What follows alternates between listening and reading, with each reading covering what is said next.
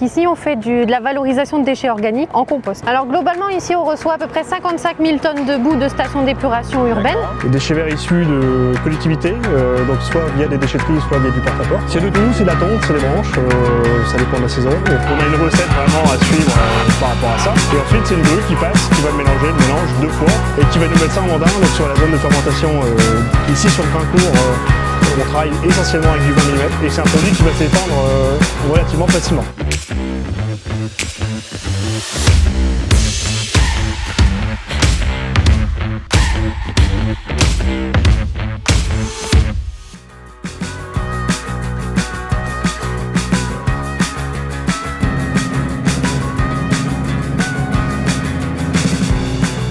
Impeccable. Bon, merci Jojo pour le petit tour. De rien. Salut la compagnie, alors on se retrouve ici, j'ai fait un petit tour avec Jojo. On est sur une plateforme où il vient chercher du compost pour l'exploitation où il travaille. Et moi je vais revenir voir Julie qui est juste à côté de moi, qui va pouvoir me présenter un petit peu. Bonjour Julie, ça va? Bonjour, ça va? Bon, dis-nous, ici on est à Graincourt, c'est ça? C'est ça. Site de transformation de déchets verts en compost, qu'est-ce que c'est exactement qu'on fait ici? Alors donc c'est un site Veolia, donc anciennement CED, on devient Veolia Agriculture. D'accord. Et donc ici on fait de la valorisation de déchets organiques en compost notamment. D'accord, donc vous partez de produits qui sont des boues et des déchets organiques qui viennent des villes ou choses comme ça, et vous les transformez en produits à destination des agriculteurs. D'ailleurs, c'est essentiellement des agriculteurs qui viennent charger ici le compost, c'est ça? C'est ça, on a des agriculteurs qui viennent à peu près, les 95% des composts qui sortent d'ici sont chargés directement dans les tracteurs des agriculteurs. D'accord. Et ça sort à peu près entre 30 et 40 km aux alentours.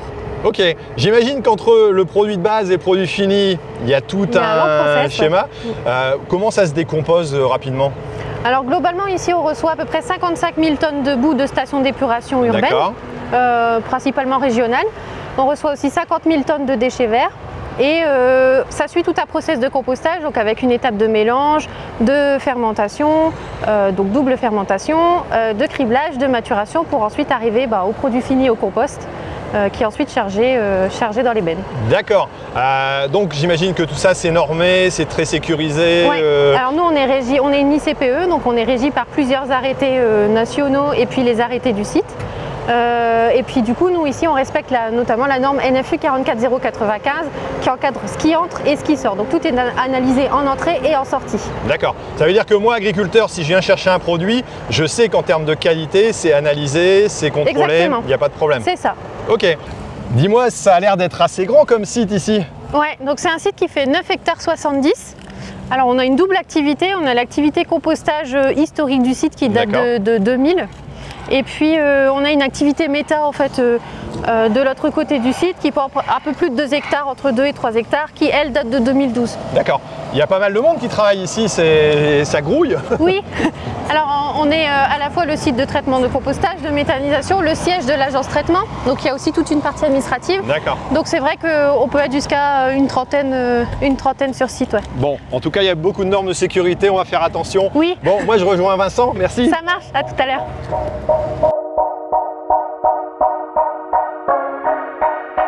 Alors Julie m'expliquait justement que toutes les eaux bien entendu étaient récupérées et traitées parce que c'est un point important, forcément les liquides voilà, de tous les jus sont traités avant d'être tout simplement recyclés. Allez, on va voir Vincent. Salut Vincent, ça va? Bonjour Thierry. Bon, alors toi tu es responsable aussi au niveau du site.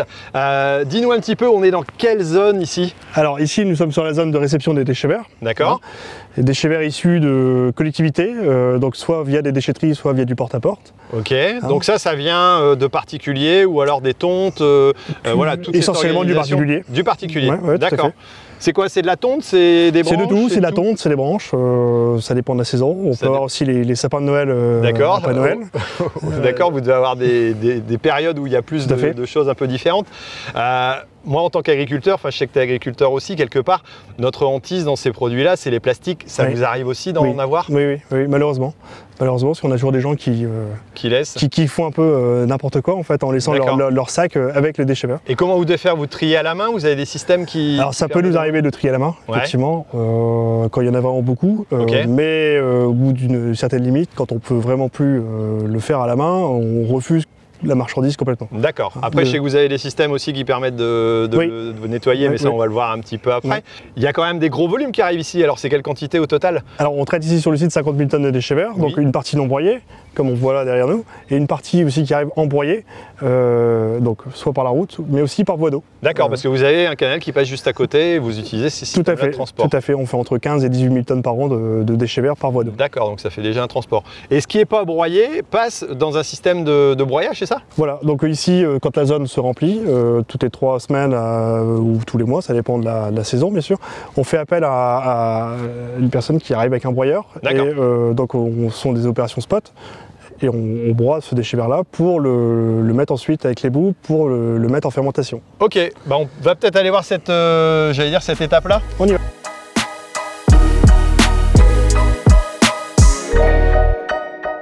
Dis-moi Vincent, on est sur quelle partie ici? Alors qu'est-ce qu'ils sont en train de faire? Alors ici on arrive sur la zone de réception des boues et les zones de mélange. Donc c'est une zone où les chargeuses vont amener les ingrédients pour faire nos mélanges. Donc 2 ingrédients principaux, le déchet vert et la boue. Ce qu'on a vu tout à l'heure, donc voilà les produits verts et la boue, ça va permettre de faire un mélange. Alors c'est une recette spéciale? C'est une recette qui est spéciale, c'est-à-dire qu'on a nos ratios à amener, notre tonnage, parce que chaque machine est équipée d'un peson. D'accord. Donc on a une recette vraiment à suivre par rapport à ça. Et ensuite c'est une grue qui passe, qui va mélanger le mélange 2 fois pour essayer d'avoir un mélange vraiment le plus homogène possible. D'accord. Alors il faut équilibrer quelque part entre la verdure et la boue pour que ça s'hygiénise bien après, c'est ça? Voilà, donc on parle surtout d'humidité en fait. Il faut un mélange qui soit autour de 45% de matière sèche, idéalement. D'accord. Pas plus, pas moins, pour que ça monte bien en température derrière. Il y a aussi une histoire de cessurène. Carbone, azote à respecter, il y a un ratio. D'accord, c'est comme dans un sol, il faut que le mélange soit bon pour que ça fasse le mieux possible au niveau du fonctionnement après. Et d'ailleurs, pour revenir à ça, par rapport au sol, on a aussi besoin de porosité, donc d'avoir une bonne circulation de l'air et de l'eau dans nos andins pour que nos bactéries puissent se développer correctement. Et donc on a une troisième fraction, c'est les reflux, donc c'est la partie grossière qui sort au niveau du crible, qui est elle recyclée en permanence. Et c'est ce qui va nous permettre d'avoir une bonne porosité au niveau de l'andin. Il faut du verre, de l'humidité, mais aussi de l'aération pour que ça se passe bien. C'est ça, il faut des gros morceaux. Et tout ça, c'est transformé ailleurs, c'est ça? Oui, c'est ça. Donc une fois qu'on a mélangé nos ingrédients, on prend ça avec une chargeuse qui est équipée d'une fourche et qui va nous mettre ça en andin, donc sur la zone de fermentation tout d'abord extérieure et ensuite intérieure, intérieure sous abri. On peut aller voir ça? On va aller voir tout ça. Allez, ça marche, merci.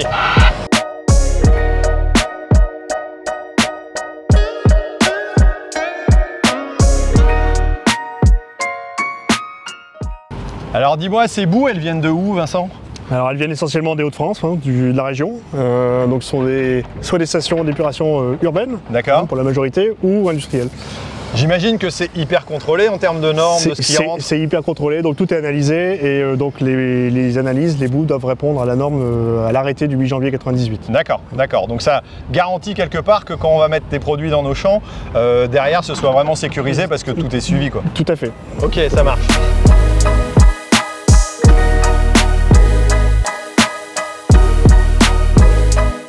Alors ici on arrive à quoi? C'est l'étape de la mise en andin, c'est ça? Le mélange est fait? C'est ça. Et on le met en... Donc tout a été mélangé à la grue et donc là on prend la matière, la chargeuse avec une fourche justement pour éclater le produit. Tout à l'heure je parlais de porosité, donc c'est vraiment pour éviter de... C'est l'aéré. C'est bien l'aéré et on met ça en andin donc pour une durée de 4 à 6 semaines environ. C'est marrant, j'entends des ventilateurs, ça veut dire que vous soufflez de l'air, c'est ça? Oui, c'est ça, donc on est en aération forcée ici sur Guincourt. Donc on souffle de l'air sous l'andin pour accélérer le processus. D'accord. Alors je vois les petits capteurs, c'est quoi? C'est thermomètres? C'est ça. Donc on a des sondes de température sur le site qui nous permettent de vérifier le bon fonctionnement du process. Donc ça se traduit par une bonne montée en température en fait tout simplement. Donc ça vous le contrôlez aussi pour vérifier que le process soit bon. Alors moi je le fais aussi sur mon tas de fumier avec un retourneur d'andin. Donc vous le retournez une fois, vous le retournez après une deuxième fois et vous vérifiez la température. Il faut que ça monte à une certaine température donc pendant en fait, une durée. là, sur la première phase, oui, on doit faire monter la température à 55 degrés minimum pendant 3 jours. D'accord. Mais c'est un couple temps-température. C'est-à-dire qu'on peut monter plus fort en température, mais moins longtemps. sur une durée moins longue. Ou alors plus longtemps, mais sur moins de température. 55 degrés, c'est le minimum. D'accord. On peut pas aller en dessous. Ça marche. Ça permet quoi ça? Ça permet d'hygiéniser le produit, en fait, la matière. Donc ça va détruire les mauvaises herbes, les graines? Les graines et surtout tout ce qui est agent pathogène. Pathogène. Ok, voilà. donc ça c'est important et pour ça le process. jusqu'à la fin du process, hein, jusqu'à la maturation. Donc sur la première phase de fermentation, on peut avoir des températures qui montent assez hautes. Hein, on peut être sur des températures de 80-85 degrés parfois. D'accord. Hein, bon, c'est vraiment la limite, 85. Et ensuite, sur la deuxième phase de fermentation, donc qui dure un peu moins longtemps, hein, on est plutôt sur une durée de 2 semaines. D'accord. Ça monte également assez fort, mais beaucoup moins longtemps. C'est-à-dire que comme il y a beaucoup moins de matière à dégrader, matière organique à dégrader, ça redescend assez rapidement. Donc pendant le process, il y a beaucoup d'évaporation d'eau. Oui. Ça perd de poids quelque part. Oui, j'imagine que c'est un peu plus léger. Pourquoi c'est couvert? Alors c'est couvert parce que on est dans les Hauts-de-France. Il pleut beaucoup de temps en temps. Beaucoup d'eau. Et donc c'est uniquement par rapport à ça. Donc c'est protéger les engins de la pluie essentiellement. Ouais. Pour nous faciliter derrière le criblage. Parce qu'on est sur une maille de 20 mm. Il est plus facile à cribler. Voilà, il est moins humide et ça permet ça évite le colmatage du J'imagine que s'il pleut énormément des 60 mm comme on a eu ces derniers temps, ça va aussi ralentir le processus, non? Ah c'est sûr, un andin, on en revient à l'histoire du mélange tout à l'heure, c'est-à-dire que plus on va avoir un mélange qui va être humide, moins il va monter en température. Et donc on n'a pas besoin d'amener de l'eau haute, enfin à part avec les boues. À part celle que vous avez déjà avec les boues. C'est ça. Ok. Bon, avant d'être envoyé chez l'agriculteur, j'imagine qu'il y a une opération, tu vas parler du criblage, on peut aller voir ça? Ouais, tout à fait, on y va.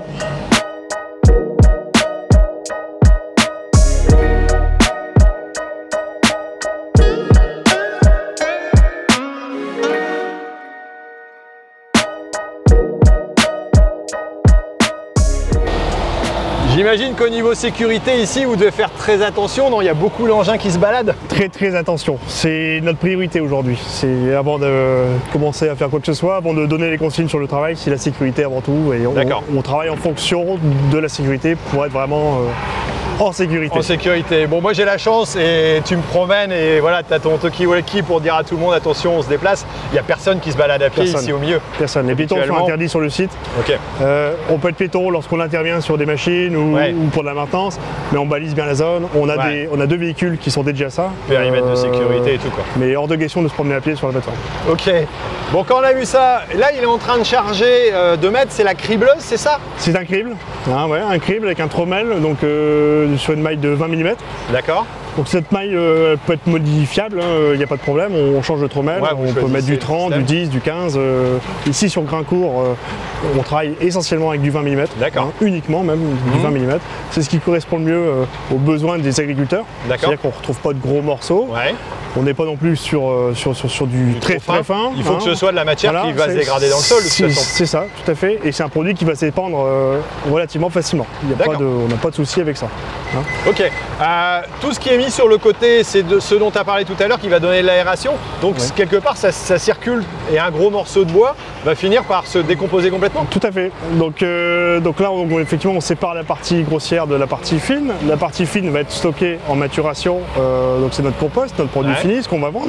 Mais ce qu'il ne faut pas oublier, c'est qu'on récupère aussi donc, la partie grossière qui, elle, est stockée derrière moi et qui va repasser en permanence en tête de process. C'est ce qui va nous ramener la porosité dans l'andin. Ce sont les gros morceaux qui ne sont pas forcément beaux, mais efficaces au process. Mais qui sont utiles aussi dans le mélange. Tout à fait. Ok. Alors dans tous ces mélanges-là, on l'a vu au départ, de temps en temps, il y a des produits comme des plastiques, c'est quand même gênant. Comment vous faites avec ça? Eh ben écoute chérie, viens voir, je vais t'avoir.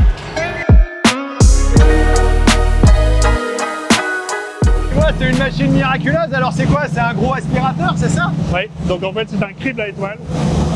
Le but c'est de mettre la matière en suspension, quand on trouve des reflux, ce qui sort à l'arrière du crible, on met ça en suspension et on a 2 aspirateurs qui vont aspirer, alors pas 100%, mais 70-80% du plastique. Vu que c'est le triage de crible, la grosse partie, à la fin il n'y a plus de plastique quoi, c'est ça? Quasiment pas, on évite de concentrer en fait. D'accord. Et tout ça vous l'évacuez ensuite et puis ça part en déchetterie. ça part en enfouissement malheureusement, mais voilà. Mais au moins ça part pas dans les champs, c'est principal. C'est pas dans le sol. Ok. Dans les champs. Bon, en parlant de champs, on va peut-être voir la suite après.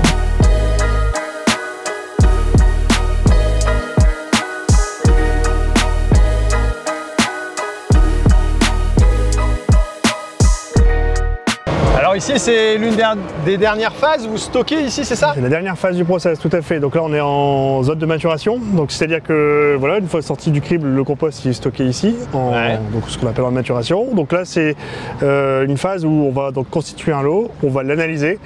Et ensuite, une fois qu'on aura nos analyses conformes, sous la norme NFU 44095, parce qu'on y met des bouts, on peut le déstocker chez nos clients agriculteurs. D'accord, c'est le cas de ce tas-là qui lui a été analysé. Tout à fait, donc lui on a eu le retour des analyses qui sont conformes, toutes conformes, il n'y a aucun souci. Et donc tout va partir chez nos clients. Ok. J'imagine qu'il reste une phase un peu commerciale ou de commercialisation. Vous avez des personnes technico-commerciaux qui s'occupent de gérer ça? Oui, tout à fait. Donc moi je m'arrête au niveau du process et j'ai des collègues qui s'occupent de la commercialisation. Pour Graincourt, c'est Adrien qui s'en gère charge. ça. Voilà. Ok. Bon, bah, je pense qu'Adrien, je vais essayer de le voir, mais peut-être dans une autre vidéo où on va avoir un collègue agriculteur. Ça va être sur Agritech TV. Merci beaucoup pour cette visite, Vincent. Moi maintenant, je vais attendre Jojo parce qu'il va me rembarquer pour aller voir dans les champs. Ça va arriver. Bon, bah ça marche. Merci beaucoup. Merci. Bon, ça n'a pas une mauvaise odeur en tout cas, et puis c'est relativement fin, c'est vrai que ça fait du beau produit. Tiens, en attendant Jojo, dites-moi un petit peu, vous, dans les commentaires, est-ce que vous utilisez des produits comme ça, du compost? Est-ce que vous avez déjà utilisé celui-là? Dans quel cas ça pourrait être intéressant pour notre prochaine vidéo de comprendre un petit peu voilà, comment vous l'utilisez, si ça vous intéresse, et pourquoi exactement. Allez, on continue, enfin en tout cas, moi j'attends Jojo. Bon, ça y est, mon ami Jojo est chargé, je vais repartir avec lui. On va aller voir, si vous êtes intéressé, une autre vidéo juste à la suite qui va être donc sur Agritech TV. Si vous voulez comprendre l'utilisation du compostage, on va aller voir un agriculteur qui utilise ces produits-là. Vous en saurez un petit peu plus. Hop. Bon allez, c'est parti. Merci de nous avoir suivis en vidéo. Et puis moi, je pars avec Jojo. On va refaire un tour. Allez, go!